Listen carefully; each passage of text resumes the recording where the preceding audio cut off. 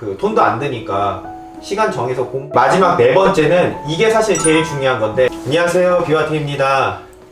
자, 오늘은 여러분들에게 좀 팁이 될 만한 정보를 알려드리려고 하는데요. 사실 다문화 가정 하면은 한국에서 굉장히 좀 혜택이 많아요. 그래서 물론 이게 뭐 장점도 있고 단점도 있지만, 근데 사실은 많은 다문화들이 자기들이 뭐 얻을 수 있는지 몰라 보통. 그래서 다문화들이 한국 가족보다 가끔 더 힘들어요. 왜냐하면 우리 가족 없어. 나는 한국으로는 가족 없어. 그 많은 다문화 가족들이 외국인 여자이지 일 구하기 너무 힘들다고 들어서요. 그래서 이런 약간 다문화한테 어떻게 도와줄 수 있어? 어떤 도움이 받을 수 있니? 이거 위하여 이 비디오 만들었어요. 사실 우선 저희가 오늘 네 가지를 알려드릴 건데, 첫 번째는 적금이라는 프로그램이 있는데 KB국민 행복적금이라는 게 있어요. 연에서 한 5에서 한 7% 이자율이 있는데 이게 굉장히 우대 이율이거든요. 4년 전에 7%였는데 요즘에는 7% 아니에요. 그러니까 지금 한 5% 내외라고 생각하시면 되는데 한 3, 4년 전까지만 해도 7%였어요. 이거는 KB국민은행 말고도 하나은행이나 SC제일은행 굉장히 좀 여러 은행들이 있더라고요. 이게 또 장점이 은행마다 하나씩 개설할 수가 있어요. 그래서 조금 돈이 여유가 된다 라고 하는 분들은 그러니까 은행마다 열 수 있어요. 적금을 들어주는 것도 좋은 것 같아요. 그런데 막시멈 이자마다. 우선 저희가 들은 거는 사실 KB국민은행의 적금인데 1년까지밖에 안 돼요.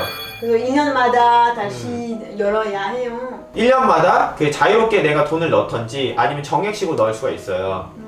월마다 돈을 낼 수 있는 건 50만 원이 맥스인 거예요. 1년 후에는 세금 더 빼면 얼마 정도 얻을 수 있어? 5%라고 가정을 하면은 1년에 600만 원을 예금을 한 거고 거기에서 이제 12만 원 정도 세금 빼면은 뭐 한 11만 원 정도? 은행에서 그냥 넣고 그냥 넣는 것보다는 낫지. 그냥 넣고 있는 사람도 굉장히 많은데 혹시 이런 것들 알면은 이렇게 5%, 6%라도 돈을 얻을 수 있으니까 굉장히 좀 좋은 정보거든요. 그래도 이게 하나만 아니라 은행마다 또 이렇게 넣을 수가 있으니까 가능하면 왜냐면 50만 원, 50만 원 벌써 그쵸, 그 많은 돈이야. 우리도 좀 돈이 이게 좀 여유가 있으면은 은행마다 하면 좋은데 그래도 한 개쯤은 이렇게 정기 적금이 있으면은 굉장히 좀 좋을 것 같더라고요. 그리고 두 번째는 한국어 무료 서비스가 있더라고요. 한국은 영어권 밖에서 온 나라들 사람들한테는 일 구하기 너무 힘든 거예요. 오랫동안 한국에 살고 싶으면 그럼 한국어 잘 해야죠. 사실 나도 한국어 아직 문제 많으니까 욕 많이 먹어요.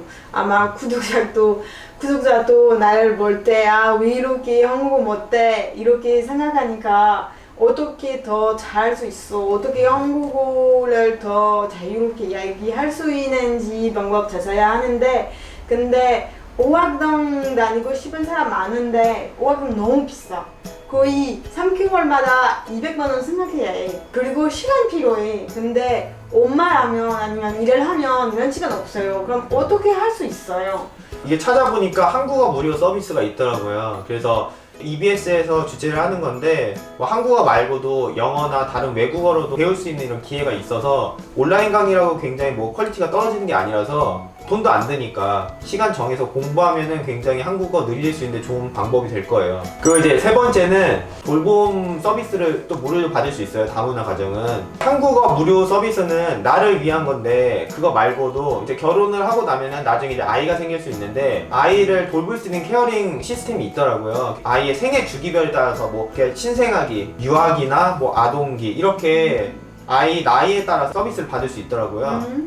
집에 방문 교육 지도자가 집으로 찾아와가지고 1대1 한국어 코치를 해주세요. 이거 너무 좋아. 왜냐면 다문화 가족에서 사실 엄마가 외국인이라면 그럼 아이가 한국 학교 다니면 우리는 교육 따라오기 너무 힘들어요. 도와줄 수 없어, 애가 거의. 그래서 뭐 학교를 다니기 전에 이렇게 홈스쿨링 하는 것도 있지. 그러니까 학교 다니면 어떻게 해야 되고 4일 이렇게 시스템 모르니까 나는 시스템 모르니까 아이가 도와줄 수 없어요. 마지막 네 번째는 이게 사실 제일 중요한 건데 주택청약 로또라고 하는데 다문화 가정은 특별 공급 대상자가 되는 거예요. 그러니까 특별 공급 대상자가 되는 건 뭐냐면은 주택청약에서 점수가 있어. 그래서 이제 추첨을 하지만 점수가 높은 사람들은 더 확률이 높은 거지. 몰랐어. 뭐 예를 들어서 쌍둥이가 있던지 아이가 많다던지 아니면은 뭐 소득 기준이나 이게 단계별로 있다는 거야. 단계별로 있는데 우리 다문화 가정은 특별공급 대상자가 돼가지고 1순위로 되는 거지. 춤춘 기운네. 그러니까 주택 청약이 물론 이게 케이스 바이 케이스긴 있지만 다문화 가정이 특별공급 대상자가 되는 경우도 있으니까 신청을 하는 게 훨씬 더 이제 주택을 가질 수 있는 좋은 기회가 되는 거죠. 좋은 기회야. 근데 이게 하나 좀 주의할 게 다문화 가정이라고 다 되는 건 아니고 결혼했으면은 3년 동안 거주를 해야 돼. 아니, 주민등록상으로 나랑 같이 이렇게 3년 동안 살았던 그 이력이 있어야 되고 그 이제 주택 청약 그 통장이 있어가지고 6개월 이상 그 6번 이상 납부를 하면은 어쨌든 이제 자격 조건이 되는 거지. 특히나 다문화 가정이시면은 주택 청약 통장을 만들고 기회를 기다리면 제일 좋아요. 아까 말씀드린 대로 국민은행 적금도 있고 그 다음에 이제 한국어 무료 서비스 방문 지도사가 오셔가지고 이렇게 아이를 케어도 해주시고 그 다음에 이제 마지막으로 내 집 마련할 수 있는 게 청약 기회. 한국에서는 제가 알아본 바로는 다문화 가정이 10만 명이 넘는 걸로 알고 있어요. 매년 이제 국제 커플이나 국제 결혼 이런 사례가 굉장히 많이 증가하고 있는데 이거 알아? 날마다 국제 커플 결혼한 지 10% 한국에서. 결혼하는 사람 중에서 국제 커플 10%. 그래서 작지 않아요 사실. 그렇지. 근데 그거 왜 10%냐는지 국제 커플 일단 많아지고 있어. 그 다음에는 사실 한국 사람들이 많이 결혼 안 해. 근데 국제 커플 결혼해야 해. 아 그렇지. 그거 때문에 10%. 네. 한국 사람은 결혼 안 하는데 그 국제 커플은 어쩔 수 없이 비자 때문에 뭐 이런 것들 때문에 안 하면은 살 수가 없지. 사실. 그래서 근데 아직도 한국에서는 이렇게 다문화 가정들이 취약계층이에요. 물론 굉장히 막 빠방하게 잘 사는 사람들도 있지만 대부분들은 기본적인 교육이나 아니면 주거 관련된 서비스를 받지 못하는 경우가 되게 많기 때문에 이런 거 최소한으로 우리가 받을 수 있는 그런 혜택들은 받아서 미리 준비하셨으면 좋겠어요.